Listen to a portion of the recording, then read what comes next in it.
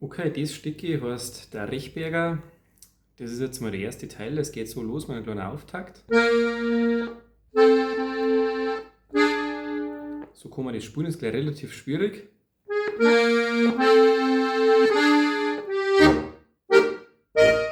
Man kann es ein bisschen vereinfachen, indem man halt so spielt.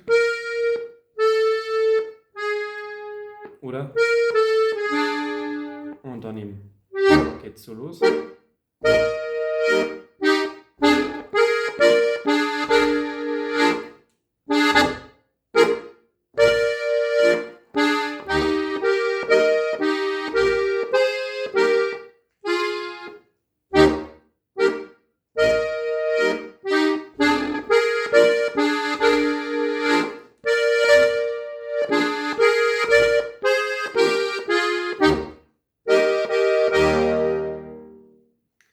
Und der zweite Teil starten wir auf Zug, Bass, Ringfinger. Halt auf der erst, Entschuldigung.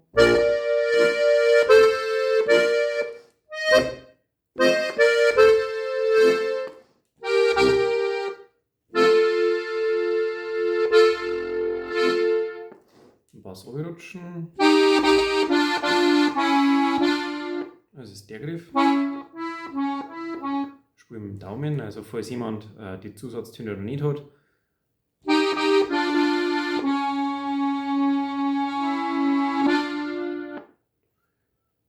Kann man es auch ein bisschen umspulen, dann kann man auch so spielen.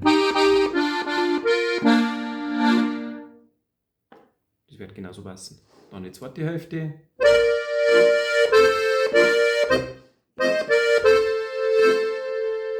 Und dann der Schluss schon.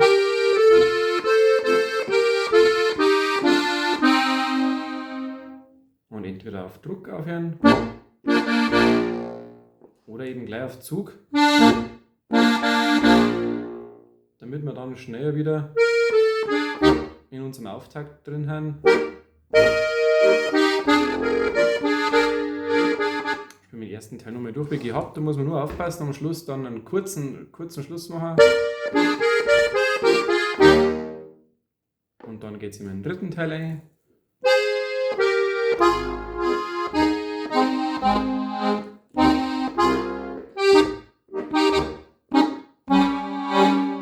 Sieht man schon, da braucht man wieder die Zusatztöne.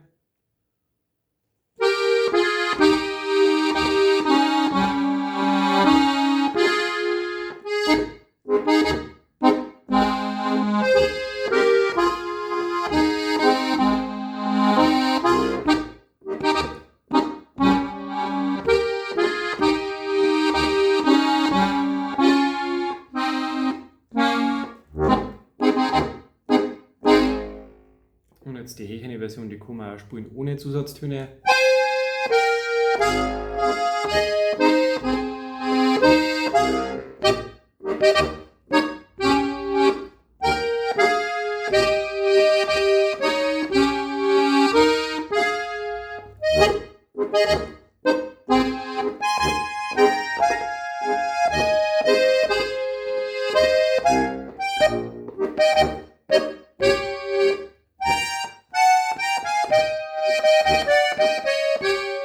So war der.